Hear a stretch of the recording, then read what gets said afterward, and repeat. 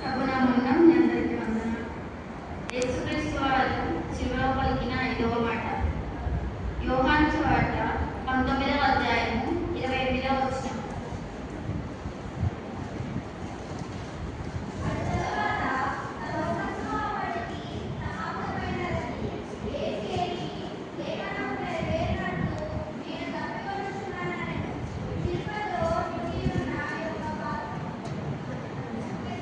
ఈ మాటను యోహాను ఒక్కడే రాసెను. ఇంకా కొంచెం సేపట్లో ఆయన చనిపోయే ముందు ప్రభు ఈ మాట అన్నారు. అయితే చిన్న మాట కానీ లోతైన భావన కలదు. ఇందులో ఎంత విషాదం కనిపిస్తుంది. థిర్స్ట్ మీన్స్ దాహం, అంటే శరీరం ద్రవ పదార్థాల కొరతను ఎదుర్కొంటున్నప్పుడు గొంతు ఎండిపోయి నీరు త్రాగాలనే బలమైన కోరిక కలగడం. భూమి ఆకాశం సృజించిన సృష్టికర్త కుమారుడు ఎండిన పెదవులతో ఉన్నాను. మహిమగల ప్రభుకే త్రాగేందుకు నీళ్ళు అవసరం వచ్చాయి. నేను తప్పికొనుచున్నాను అని రోధిస్తున్నాడు. యేసు ప్రభువు ఆయన రాజ్య సువార్తను ప్రకటిస్తున్న సమయంలో ఆయన ప్రబోధించిన విషయాలు. యోహాను సువార్త 7వ అధ్యాయము 37వ వచనం.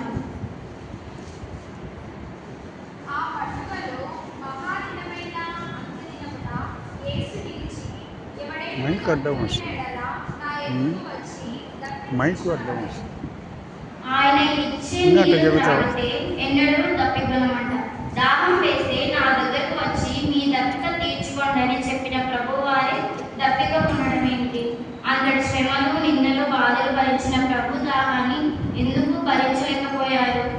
యేసు శిలువలో తప్పికొనడానికి గల కారణాలు. ఆయన తప్పికొన్నది కేవలం లేఖనం నెరవేరటమే మాత్రమే. ఏమిటా లేఖనము? యేసు ప్రభు వారు జన్మించడానికి వందలాది సంవత్సరాల ముందే అనేకమైన ప్రవచనాలు ప్రవచించబడ్డాయి. వాటిలో ఒక్కటైనను తప్పిపోవడానికి వీల్లేదు. ఆ ప్రవచన నెరవేర్పులో భాగంగా ఆయన తప్పికొన్నారు.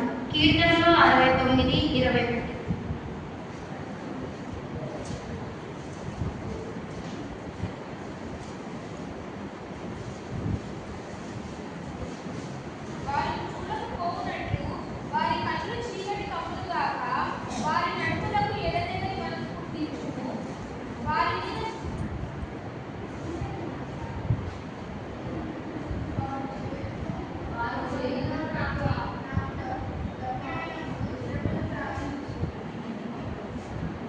వారి చేతులు నాకు ఆహారంగా పెట్టిరి, నాకు తప్పి అయినప్పుడు చిరకును త్రాగనిచ్చిరి.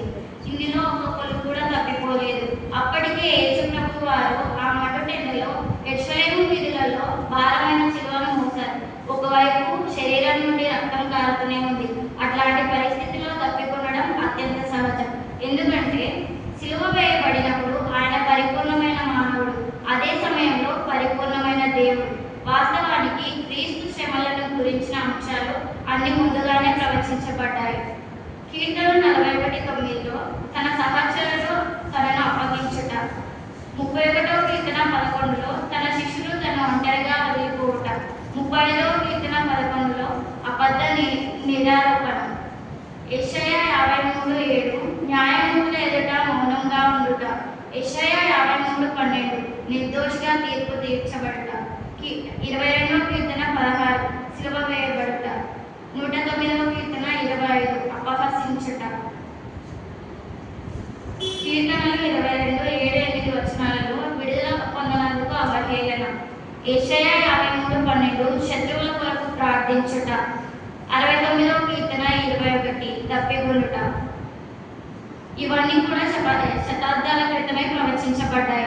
ప్రభువును విశ్వసించిన పరిశుద్ధులారా, వాక్యవంతుని విశ్వాసానికి ఇదెంత మంచి పునాది. ప్రవచనానుసారం యేసు జీవితం గడిచింది. దేవుని చిత్తాన్ని నెరవేర్చారు. నేను తప్పికొనుచున్నాను అని దేవుడు అనగా వారు ఏం చేశారు? చిరకతో నిండి ఉన్న ఒక పాత్రను పెట్టబడిన గనుక వారు ఒక స్పాంజి నింపి చిరకతో సోను పుడకను తగిలించి ఆయన నోటికి అందించారు. సముద్రానికి హద్దులు నియమించిన ఆయన కుమారుడు, 40 పగళ్ళు 40 రాత్రులు ప్రచండ వర్షం కురిపించిన ఆయన కుమారుడు, ఎడారిలో నీటి ఊటను చూపించి దప్పికతో మరణించబోతున్న హాగర్ని తన కుమారుని దప్పిక తీర్చిన దేవుడు, ఇశ్రాయేలీయులకు బండ నుండి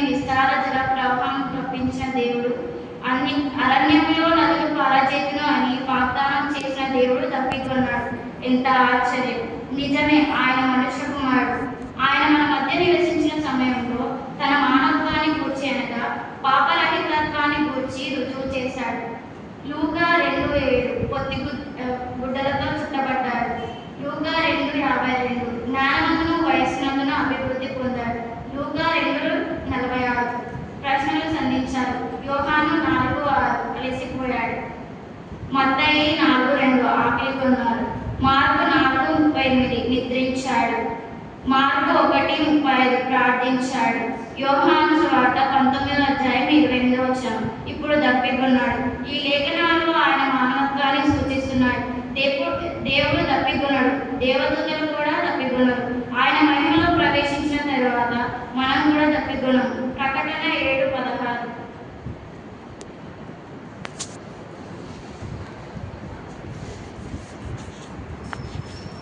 వారికి ఇక మీదట ఆకలైనను దాహమైనను ఉండదు, సూర్యుని ఎండైనను ఏ వడగాలినను వారికి తగలదు. వారికి ఇక మీదట ఆకలి అయినను దాహమైనను ఉండదు. అయితే ఇప్పుడు ఆయన మానవుడు కాబట్టే తప్పికొన్నాడు.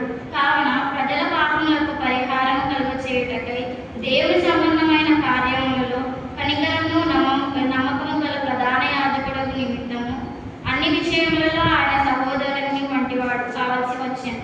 హెబ్రీ 2:17 కావున ప్రజల పాపములకు పరిహారం కలుగచేయుటకై దేవుని సంబంధమైన కార్యములలో కనికరమును నమ్మకమును గల ప్రధాన యాజకుడు నిమిత్తము అన్ని విషయములలో ఆయన తన సహోదరుల వంటి వాడు కావలసి వచ్చాను. ఆయనకు దప్పిక వేయవలసిన అవసరం లేదు, అయినా తప్పిస్తున్నాడు. ఎందుకంటే ఫస్ట్ వన్ లేఖనము నెరవేరాలి, రెండవది మానవుని పాపదాహం తీర్చాలి, మూడవది నిత్య నరకంలో మనం దప్పికొనకూడదని మన దప్పిక తీర్చడానికి ఆయన దప్పికొన్నారు. ఫస్ట్ వన్ లేఖనం నెరవేరాలి. కీర్తనలు 69:21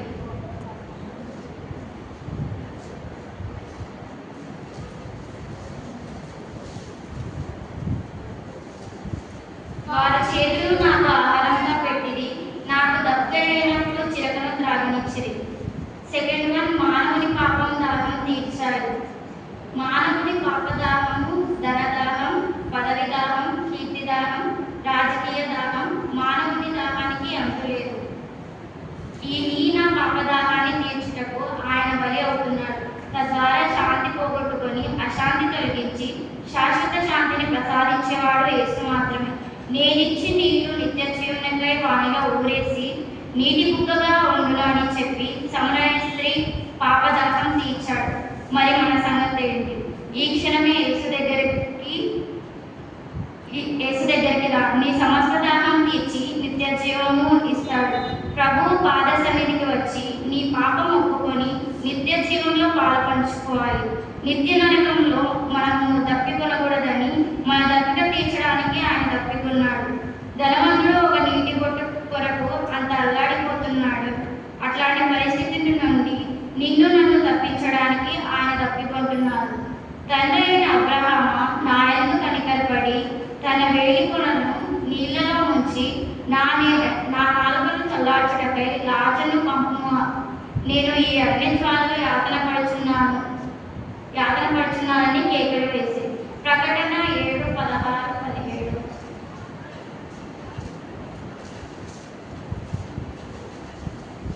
వారికి ఇక మీదట ఆకలైనను దాహమైనను ఉండదు, సూర్యుని ఎండైనను ఏ వడగాలినను వారికి తగలదు. ఏలయనగా సింహాసన మధ్యమందుండు గొర్రెపిల్ల వారికి కాపరి జీవజలముల బుగ్గ యొద్దకు వారిని నడిపించును. దేవుడే వారి కరుణ నుండి ప్రతి బాష్ప బిందువును తుడిచివేయును. ఆయన మన కోసం ఇంత చేస్తే దేనికోసం మన తప్పిక? శరీరాశ, నేత్రాశ, జీవకుడమ్మం, వీటి కోసమైనా మన ప్రాకులాట. ఆత్మఫలాలు ఫలించకుండా శరీర కార్యములను నెరవేర్చుకుంటూ నేటికి ఆయనను ఆ చిరకని మరలా త్రాగిస్తున్నామా? ఆ బండ ఒక్కసారి కొట్టబడాలి, అది చాలు. మోషే మరల కొట్టాడు, కానాలలో అడుగు పెట్టలేకపోయాడు. ఆయన ఆ చిరకను ఒకసారి త్రాగితే చాలు. మనం మరలా త్రాగించే ప్రయత్నం చేస్తే ఆ పరమ కాణంలో అడుగు పెట్టలేదు. కోరాహు కుమారుడు వారికి గల దప్పులను